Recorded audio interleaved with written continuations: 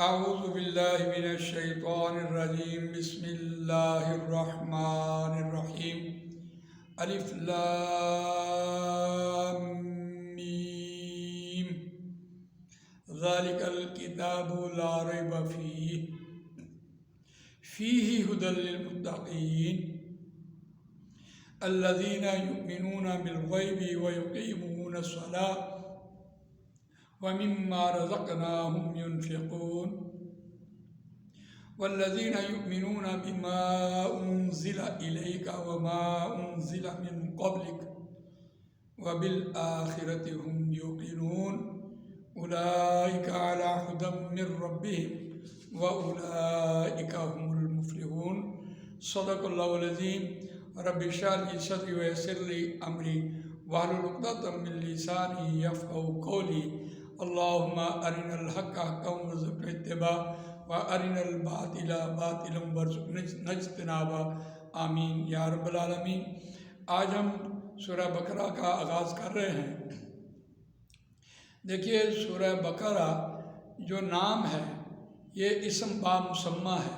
اسم با مسمہ ایسی سورت کو کہتے ہیں جس میں اس کا ذکر موجود ہو، لہذا اس سورہ بقرہ میں گائے کا ذکر موجود ہے۔ اس گائے کے ذکر سے اس میں سورہ بقرہ کا نام آیا ہے۔ یہ اسم با مسمہ ہے۔ یہ سورت جو ہے یہ مدینہ میں نازل ہوئی ہے اور سب سے پہلی سورت سورہ بقرہ نازل ہوئی ہے اور اس کے بعد سورہ انفال نازل ہوئی ہے، پھر سورہ آل عمران نازل ہوئی ہے۔ اور اس کا نزول جو ہے یہ یوں سمجھے کہ جنگ بدر کے بعد سے نازل ہونا شروع ہوئی، بلکہ جنگ بدر سے پہلے مدینہ میں نازل ہونا شروع ہو گئی تھی، تو یہ مدنی صورت ہے۔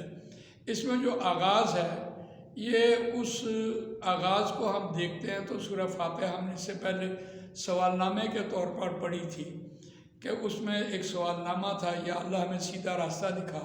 تو جب بھی کوئی دعوت اٹھتی ہے تو کچھ لوگ اس دعوت کو قبول کرنے والے بن جاتے ہیں اور کچھ لوگ اس کا انکار کرنے والے بن جاتے ہیں، اور کچھ اس طاق میں رہتے ہیں کہ یہ جو داعی ہے یا دعوت دینے والے لوگ ہیں، اگر یہ کامیاب ہو گئے تو ہم ان کا ساتھ دے دیں گے، اور اگر یہ ناکام ہو گئے تو پھر ہم تو پہلے ہی پیچھے بیٹھے ہیں۔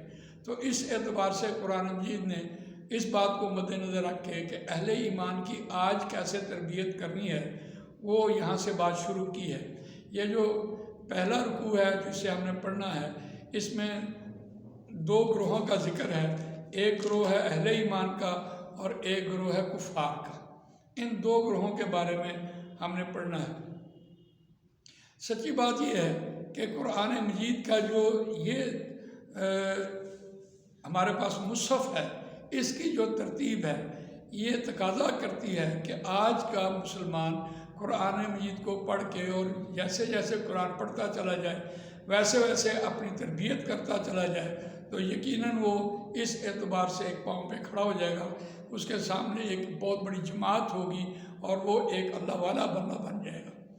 لیکن اگر ہم اس کو نزولی اعتبار سے دیکھیں تو دیکھیے مکی دور میں 84 آیات پہلے نازل ہو چکی تھیں اور اس کے بعد یہ مدنی دور شروع ہوا، تو قرآن مجید نے بعد والے آنے والوں لوگوں کے لیے قرآن مجید کا یہ ترتیب و یہ مصحف رہا۔ اللہ تعالیٰ نے نبی اکرم صلی اللہ علیہ وسلم کو جیسے جیسے قرآن یاد کروایا کہ اس آیت سے پہلے اور اس آیت کے بعد آپ اسے یاد کروا دیجئے، جیسا یہ مصحف ہمارے ہاتھ میں موجود ہے اسی طرح یہ لوح محفوظ پر ہے۔ اس کا ایک سرا ہمارے ہاتھ میں ہے اور ایک سرا اللہ کے ہاتھ میں ہے۔ وَاعْتَصِمُوا بِحَبْلِ اللَّهِ جَمِيعًا وَلَا تَفَرَّقُوا۔ اس اعتبار سے دیکھیے کہ رسی کے اعتبار سے رسی کے دو سرے ہوتے ہیں، ایک سرا ہمارے ہاتھ میں ہے اور ایک اللہ کے ہاتھ میں ہے۔ تو اس اعتبار سے ہم دیکھتے ہیں کہ سورہ فاتحہ جو ہم نے شروع کی ہے یہ بسم اللہ الرحمن الرحیم، تو جب بھی قرآن مجید پڑھا جائے اعوذ باللہ من الشیطان الرجیم سے شروع کیا جائے، میں پناہ میں آتا ہوں اللہ کی شیطان مردود کے شر سے، شروع کرتا ہوں سات نام اللہ کے جو تمام جہانوں کا مہربان اور نہایت رحم کرنے والا ہے۔ الف لام میم حروف مقطعات ہیں، اور یہ حروف مقطعات جو ہیں نبی اکرم صلی اللہ علیہ وسلم اور اللہ کی ہم کلامی ہیں۔ اور اللہ تعالیٰ کے نے ان کو یہ لقب دیے ہیں، اور ہمیں نہیں اس بات کا پتہ کہ چونکہ نبی اکرم صلی اللہ علیہ وسلم نے اپنے یہ بتایا نہیں تو ہم اس پہ زبان نہیں کھول سکتے۔ بہرحال یہ راز و نیاز کی بات ہے اللہ کے اور نبی اکرم صلی اللہ علیہ وسلم کے درمیان۔ اب جو پہلے گروہ کی بات آ رہی ہے، ذالک الکتاب لا ریب فیہ، یہ وہ کتاب ہے جس میں کسی قسم کی کوئی شک نہیں۔ دیکھیے یہاں مصحف کے اعتبار سے معانقہ ہے، 3 نقطے لگے ہوئے ہیں۔ یہاں جو لام الف لا جو ہے اس کو ہم کہتے ہیں لا نفی جنس ہے، پہلے ہر چیز کی نفی کرتا ہے پھر آگے بات کرتا ہے۔ جیسے ہم کہتے ہیں لا الہ الا اللہ، نہیں، پہلے ہر چیز کی نفی کی، نہیں کوئی معبود سوائے اللہ کے۔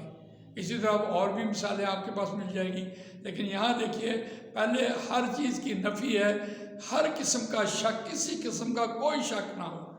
یعنی جیسے مشرکین مکہ اس کے بارے میں شکوک و شبہات میں مبتلا رہے، اور یہود بھی اس کے بارے میں مبتلا رہے کہ نبی اکرم صلی اللہ علیہ وسلم کے اوپر یہ کیسے القاء ہو سکتا ہے، ان کو تو کوئی عیسائی آ کر پڑھاتا ہے۔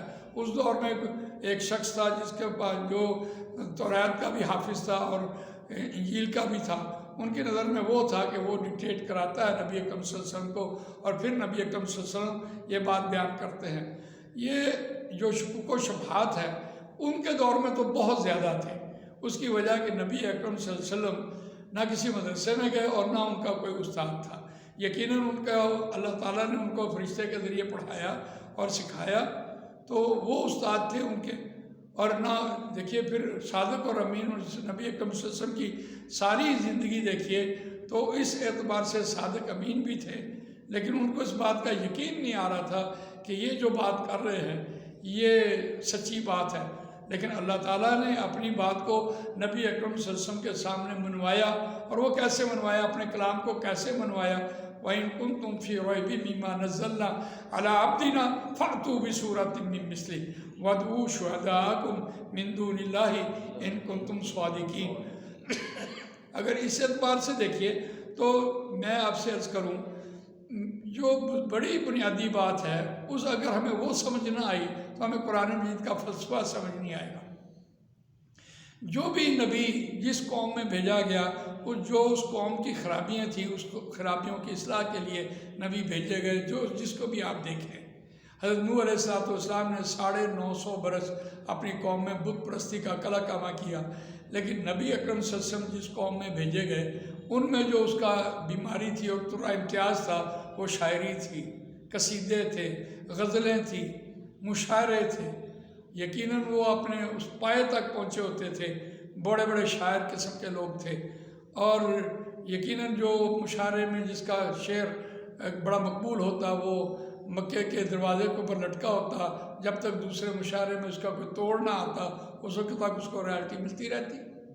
بالکل اسی طرح جب انا اعطیناک الکوثر فصل لربک وانحر انا شانئک هو الابتر، جب یہ صورت نازل ہوئی ہے تو ایک صاحب نے کسی بڑے پائے کے شاعر کے دروازے کے نیچے سے اس آیت کو نیچے اندر کر دیا اور نیچے لکھ کے دیا کہ چوتھا مصرع ملاؤ، تو وہ بھی قافیہ ردیف تو جانتے تھے، شاعری وہ بھی جانتے تھے۔ جب اس نے یہ صورت کو پڑھا تو اس نے کہا ما ھذا قول البشر، یہ کسی بشر کا کلام نہیں ہے۔ تو اس سے بڑی اور کیا تصدیق ہوگی کہ قرآن مجید کہتا ہے ذالک الکتاب لا ریب فیہ، یہ وہ کتاب ہے جس میں کسی قسم کی کوئی شک نہیں ہے، اور تصدیق بھی اللہ تعالیٰ نے کن لوگوں سے اس کی کروائی ہے۔ اور میں سمجھتا ہوں چونکہ یہ تادم قیامت یہ ایک بیماری انسانوں کے اندر رہنی ہے، یہ جو آواز ہے یہ اس میں سریں ہیں، راگ ہے، اور جب راگ بول رہا ہوتا ہے، کوئی سر لگا رہا ہوتا ہے، کوئی گانا گا رہا ہوتا ہے، کوئی غزلیں پڑھ رہا ہوتا ہے، تو یقیناً انسان یعنی اوٹ میں بھی وہ آواز سن کر اس کا دل جو ہے محو ہو جاتا ہے اور اس سے اللہ کی یاد سے وہ غافل ہو جاتا ہے۔ اس لیے چونکہ یہ بیماری مکے کے دور میں ان لوگوں کے اندر تھی، اس لیے اللہ تعالیٰ نے اپنے کلام سے اس کی اصلاح فرمائی ہے۔ اور میں سمجھتا ہوں کہ یہ بہت بڑی بات تھی کہ ان میں جب سر اور راگ آپ لگائیں یا خوش لانی سے کسی لفظ کو پڑھے، کسی ایک شعر کو پڑھے، تو دیکھیے کیا کچھ انسان کرتا، تو پھر آدمی کیسے اس کی آواز سے جھوم رہا ہوتا ہے۔ ہم نے گانے بہت سنے، گانوں کے اعتبار سے دیکھیے کیسے انسان جھومتا ہے۔ تو اسی طرح جب کلام ان کے سامنے اترا تو انہوں نے پھر کلام کے ساتھ کیا سنا اور کیا وہ اوٹ میں بھی آ کر سنتے رہے۔ اس اعتبار سے میں آپ کے سامنے اس کا لا ریب فی کی کچھ باتیں میں بتا رہا ہوں لا ریب فی ہونے کے حوالے سے۔ 13واں رکوع شروع ہوتا ہے یا ایھا الذین آمنوا لا تقولوا رائنا وقولوا انظرنا واسمعوا وللکافرین عذاب علیم۔ اب رائنا ایک ایسا لفظ ہے جس کا عربی میں تو یہ معنی تھے کہ اے نبی اکرم صلی اللہ علیہ وسلم ایک بار دہرا دیجئے، ریپیٹ کر دیں، لیکن چونکہ یہودی تھے، عبرانی جانتے تھے یا عبرانی ان کی زبان تھی جانتے تھے، تو وہ جب مسلمان ہوئے تو انہوں نے اس رائنا کو تھوڑا سا آدھی آواز سے مد میں پڑھ کر رائنا کر کے کہہ دیا۔ تو اس سے اب اہل ایمان جو تھے مکے کے لوگ، ان کو تو عبرانی نہیں آتی تھی، ان کو تو عبرانی بھی نہیں آتی تھی، ان کی زبانیں کہاں تھیں، اور اس زبان میں اس کے معنی بنتے تھے ہمارا چرواہا۔ تو اللہ تعالیٰ کو یہ بات ناگوار گزری، اللہ تعالیٰ نے آیت اتاری۔ آپ دیکھیے 13واں رکوع شروع یا ایھا الذین آمنوا سے ہوتا ہے، اس سے پہلے خطاب نہیں کیا، یا ایھا الذین آمنوا کا خطاب نہیں کیا۔ اہل ایمان اب صحبت میں بیٹھے ہیں تو یا ایھا الذین آمنوا لا تقولوا رائنا، اب تم رائنا نہ کہو، کیونکہ اس رائنا کو انہوں نے تھوڑی سی آواز میں، سر میں، راگ میں، خوش الہانی میں ایک مد جتنا لمبا کر کے آدھی آواز کو پوری آواز میں پڑھ کے معنی تبدیل کر دیے۔ تو کتنی بڑی بات ہوئی ہم لا ریب فی کے حوالے سے کہ اس میں کسی قسم کا کوئی شک نہیں ہے۔ تو اللہ تعالیٰ نے ان کو اس لفظ کو ہی بدل دیا۔ وقولوا انظرنا، اب تم انظرنا کہو، اس لفظ کو یہ نہیں بدل سکیں گے۔ واسمعوا وللکافرین عذاب علیم، اور غور سے سنا کرو، اور پھر بھی انکار کرنے والا جو ہوگا اس کے لیے وہ دردناک عذاب ہے۔ تو اس اعتبار سے دیکھیے اس کی اہمیت یہ ہے کہ اس کی آوازیں جو ہیں وہ ایڈجسٹمنٹ ہے، اور اس کے الفاظ جو ہے بڑے ایڈجسٹمنٹ ہے۔ دیکھیے جب ہم پڑھیں گے یا ایھا الناس اعبدوا ربکم الذی خلقکم والذین من قبلکم لعلکم تتقون، تو جب عبادت کی بات ہوئی ہم نے پڑھا ایاک نعبد و ایاک نستعین، تو اس کے جو اصل مفہوم تھے عبادت کے، ہم نے تو اسے نماز روزہ حج زکوٰۃ سمجھا ہوا تھا، بلکہ اس کا مفہوم تو اس کے پورے کے جو مکے کا معاشرہ تھا اس کو بدل کر رکھ دیا انہوں نے۔ وہاں تو غلامی کا دور تھا، وہ اللہ تعالیٰ نے کہا تم اس سے کیسے غلامی لے سکتے ہو؟ کیا تم نے اسے پیدا کیا؟ جس ذات نے اس کو پیدا کیا ہے وہ اس سے غلامی لینے کا حقدار ہے۔ تم اس کو روٹی دے دیتے ہو، کپڑا دے دیتے ہو، یا تم اس کو سردی گرمی سے بچانے کے لیے مکان دے دیتے ہو، تو تم اسے اتنی خدمت لیتے ہو۔ تو اس اعتبار سے دیکھیے قرآن مجید میں جو الفاظ ہیں اس سے، اور ان کے آوازیں ہیں اس سے دیکھیے اس میں کسی قسم کا کوئی شک نہیں ہے، چونکہ یہ آوازیں آج تا دم قیامت ہماری سر اور راگ، آپ دیکھیے امیر خسرو نے جو قوالیاں گائی ہے اور اس سے لوگوں کو مسلمان کیا ہے، تو آج قوالی بھی ہمارا دین کا حصہ تو کبھی بھی نہیں مان سکتا۔ اگر وقت کی ضرورت تھی تو ٹھیک ہے، غزلوں کا دور گزر چکا، جو علامہ نے غزلیں گائی ہیں، یا میر تقی میر دیکھیے، غالب دیکھیے، ذوق دیکھیے، اور بے شمار جتنے بھی ہمارے شاعر گزرے ہیں جنہوں نے اپنے شاعری کے اعتبار سے بہت بہت پائے کی شاعری کی۔ دیکھیے نا غالب کیا کہتا رہا، درد منت کسے دعا نہ ہوا، میں نہ اچھا ہوا برا نہ ہوا۔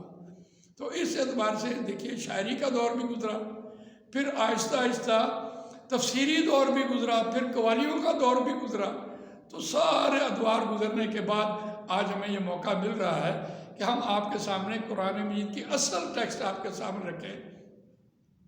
اگر آپ کو یہ بات بری نہ لگے تو ہم تو اللہ کی حمد ہوتی ہے، اور نعت تو رسول اللہ صلی اللہ علیہ وسلم کی شان ہوتی ہے، ان کی عظمت بیان ہوتی ہے، لیکن اس میں جو شرکیہ کلمات ہوتے ہیں اور اس کو ہم جب سر اور راگ میں بول رہے ہوتے ہیں اور اگر یہ انڈیا کے گانوں کے طرزوں پر بول رہے ہوتے ہیں تو وہ ہم کیا کر رہے ہوتے ہیں، اس کا توڑ بھی قرآن مجید کی زبر کی آواز اور کھڑی زبر کی آواز اور جزم کی آواز اور دگنی آواز اور چار گنا آواز اور لین کی آوازیں جو ہے ان سے بھی اس کا علاج کیا گیا ہے کہ اگر آپ کسی آواز کو آدھی آواز سے پوری آواز میں پڑھیں گے تو معنی بدل جائیں گے۔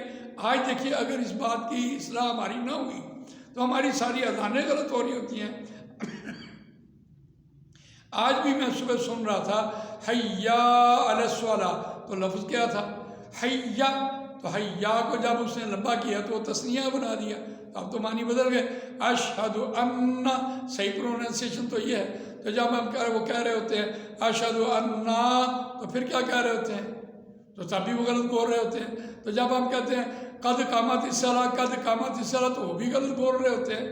تو اس طرح سے ہم نے جو اپنے باتوں کو اپنے مزاج کے اعتبار سے کچھ چیزیں اس میں شامل کر کے منسوب کر دی ہیں کہ یہ قرآن کا حصہ ہے، یہ بالکل بات غلط ہے۔ اس لا ریب فیہ کو ہمیں سمجھنا ہوگا کہ اس میں کسی قسم کی کوئی شک نہیں ہے، اس کے الفاظ کے اعتبار سے، اس کے حرکات کے اعتبار سے وہی ہے، اور یہ محفوظ ہے۔ اِنَّا نَحْنُ نَزَّلْنَا الذِّكْرَ وَإِنَّا لَهُ لَحَافِظُونَ، اللہ تعالیٰ نے اس کی حفاظت کا ذمہ لیا ہے۔ اور دیکھیے جب ہم یہ کہہ رہے ہوتے ہیں، آپ دیکھیں سندھی زبان دیکھیں، بلوچی دیکھیں، بکرانی دیکھیں، آپ انگریزی دیکھیں، آپ فرانسیسی دیکھیں، جرمن دیکھیں، چائنیز دیکھیں، تو جتنی ہماری زبانیں ہیں وہ ہماری ضرورت کو پورا کرنے کے لیے ہم ایک دوسرے سے دنیاوی زندگی کے اعتبار سے بول رہے ہوتے ہیں، لیکن اگر آپ سب سے قرآن سنیں تو اس کی زیر اور پیش کی آواز وہی بول رہا ہوتا ہے، اور کیا خوبصورت قرآن پڑھ رہا ہوتا ہے۔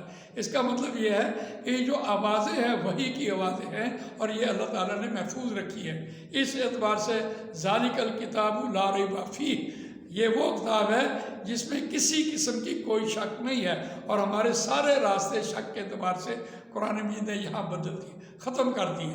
میں نے کوشش کی ہے کہ آپ کو آج کے دور کے حوالے سے جتنی خرابیاں ہمارے اندر موجود ہیں، اور ہم نے اس کو قرآن مجید سے الفاظ کے اعتبار سے اور آواز کے اعتبار سے منسوب کر رکھی ہیں، یہ بالکل طریقہ تاریخ معروف دیکھیں اور طریقہ مجہول دیکھیں۔ آپ دیکھتے رہے کہ مجہول میں کیسا پڑھا جا رہا تھا۔ مجہول طریقہ وہ ہوتا ہے کہ کسی ایک زبان کو کسی دوسری زبان کے لہجے میں پڑھنا، یہ مجہول ہوتا ہے۔ ہم ساری زندگی دیہاتوں میں جو قرآن پڑھا جا رہا تھا وہ سارا مجہول ہی تو تھا۔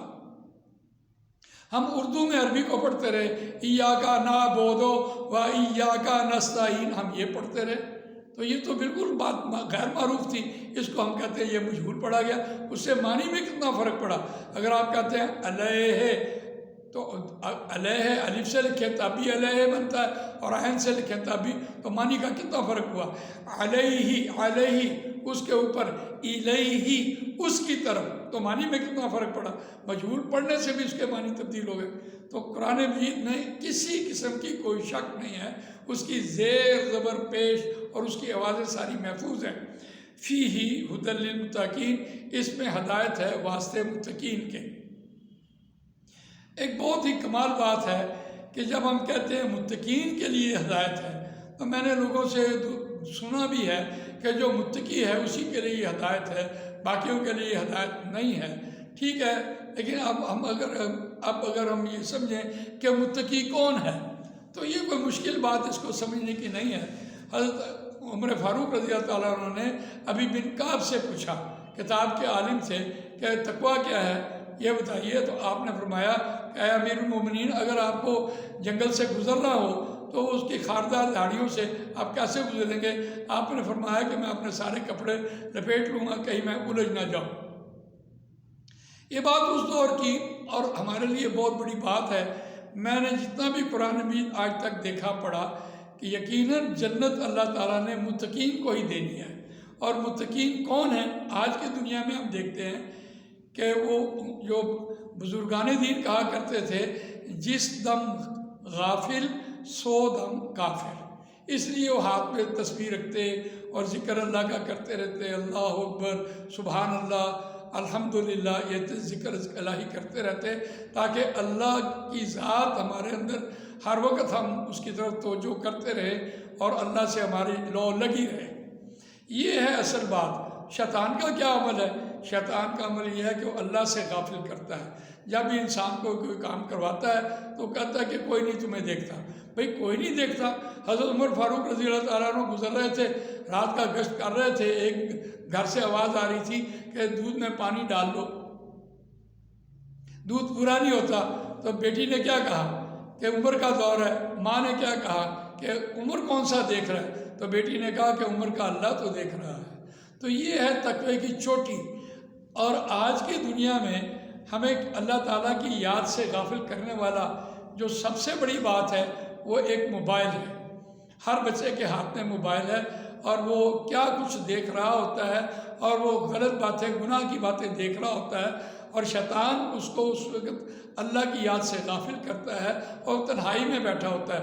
نبی اکرم صلی اللہ علیہ وسلم نے فرمایا کہ جب بھی انسان تنہا ہوتا ہے، اکیلا ہوتا ہے، تو شیطان اس پر وارد ہوتا ہے۔ جب آدمی دو ہو جاتے ہیں تو شیطان اس سے بھاگتا ہے۔ یقیناً یہ بات بہت درست ہے۔ آج کی دنیا میں تقوی کو سمجھنے کے لیے یہ ہمیں ہر دم اس عمل کو دیکھنا ہوگا کہ ہم اللہ کی یاد سے کہیں غافل نہ ہوں۔ اگر آپ قرآن مجید سے اس کی تفسیر دیکھتے ہیں تو شیطان کا جو وصف ہے قرآن نے بیان کیا، انما یأمرکم بالسوء والفحشاء وان تقولوا علی اللہ ما لا تعلمون، یہ کہ تم وہ بات کہو، اللہ پر وہ بات کہہ دو جس کا تمہیں علم نہیں ہے۔ تو یہ اگر یہ شیطان کے وصفوں میں یہ بات کہی جا رہی ہے تو ہمیں تو سوچنا پڑے گا کہ ہم اپنی ساری زندگی میں بہت سی ایسی باتیں کر رہے ہوتے ہیں کہ اللہ کو اسی طرح منظور تھا، ایسا ہی ہونا تھا، تقدیر میں یہ بات لکھی ہوئی تھی، اچھا کوئی بات نہیں، اللہ یہ کام کر دے گا۔ تو یہ ہماری جو باتیں مانی دارت، تو ہم اللہ پر کوئی بات کہہ رہے ہوتے ہیں۔ تو اس اعتبار سے ہمیں 100 بار سوچنا ہوگا کہ ہم کیا کہہ رہے ہیں، کیا ہم تقوی والی اس صف سے ہٹ تو نہیں رہے، مبادہ کہ ہمیں ہدایت ملے ہی نہ۔ تو دیکھیے اب قرآن مجید جو بھی اصطلاح لے کر آ رہا ہوتا ہے اس کی تفسیر وہ خود ہی بیان کرتا ہے۔ یہاں دیکھیے متقین ایک ایسا لفظ ہے جو ہمارے اردو میں اس اصطلاح کو نہیں بولا جاتا، بولا بھی جاتا ہوگا لیکن ایسے نہیں سمجھا جاتا جیسے سمجھا جانے کا حق ہے۔ تو قرآن میں جہاں بھی اپنی کوئی اصطلاح لے کے آتا ہے اس کی تفسیر خود ہی بیان کر رہا ہوتا ہے۔ تو کیا تفسیر بیان کی ہے، الذین یؤمنون بالغیب، وہ لوگ جو ایمان رکھتے ہیں غیب پر، بن دیکھے۔ میں اس کا ترجمہ کر رہا ہوں بن دیکھے، یعنی اگر اس کو دیکھیں غیب پر ایمان، ہم نے کون سا، بھئی اللہ تو چلو اپنی نشانیوں سے نظر آتا ہے، ہم نے کون سا جنت دیکھی ہے، ہم نے کون سا دوزخ دیکھی ہے، ہم نے کون سا کوئی اگلے مراحل دیکھے ہیں، ہم ایمان لائے ہیں، ہم نے کون سا رسول اللہ صلی اللہ علیہ وسلم کے دور میں زندگی گزاری ہے، صحابہ کو نہیں دیکھا، تابعی کو نہیں دیکھا، تبع تابعی کو نہیں دیکھا، ہم بن دیکھے ایمان لائے ہیں۔ ویسے تو علامہ نے بڑی خوبصورت یہاں بات کہی ہے، کمال ہے اس کی۔ وہ کیا کہہ رہا ہے، اپنے من میں ڈوب کر پا جا سراغ زندگی، تو اگر میرا نہیں بنتا تو نہ بن، اپنا تو بن۔ وہ اپنا بن کے تو اپنے سسٹم میں جھانک، جتنے ہم کام کر رہے ہوتے ہیں دنیا کے وہ سارے بن دیکھے کر رہے ہوتے ہیں۔ صبح ہم اپنے کام کاج پہ جا رہے ہوتے ہیں، پتہ نہیں ہوتا ہم نے شام کو واپس بھی آنا ہے یا نہیں آنا۔ بن دیکھے کام ہو رہا تھا کہ نہیں؟ کیا ہمیں پیسے بھی ملنے ہیں یا نہیں ملنے، پھر بھی ہم کام کر رہے ہوتے ہیں۔ اپنے پاس سے پیٹرول لگاتے ہیں، اپنے پاس سے ہم آفس چلے جاتے ہیں، شام کو اپنے پاس سے لگا کے آتے ہیں، پتہ نہیں 1 ماہ کے بعد ہمیں پیسے ملنے ہیں یا نہیں ملنے۔ یہ ساری زندگی بن دیکھے کی بات ہے۔ میں یہاں کہتا ہوں یہ اللہ کی حکمتیں ہیں کہ اس نے ہماری زندگی ایسی بنائی ہے، ساری بن دیکھے۔ اگر کسی شخص کے ماتھے کے اوپر اس کی عمر لکھ دی جاتی کہ تمہاری اتنی عمر ہے تو شاید اس کی شادی نہ ہوتی، اور اگر کسی عورت کے ماتھے کے اوپر اس کی عمر لکھ دی جاتی تو شاید اس کی شادی نہ ہوتی۔ سارا نظام جو ہے وہ بن دیکھے کا ہے۔ تو میں نے ابھی آپ کے سامنے متقین کی ایک جو قرآن مجید نے اس کی تفسیر بیان کی ہے، یؤمنون بالغیب، یہ بیان کیا ہے۔ اگلی نشست میں انشاءاللہ اس سے مزید آگے چلیں گے۔ اللہ تعالیٰ مجھے آپ کو قرآن مجید پڑھنے، سمجھنے، اس پر عمل کرنے، اس کو دوسروں تک پہنچانے کی توفیق عطا فرمائے۔ سبحانک اللہم و بحمدک، نشہد ان لا الہ الا انت، نستغفرک و نتوب الیک۔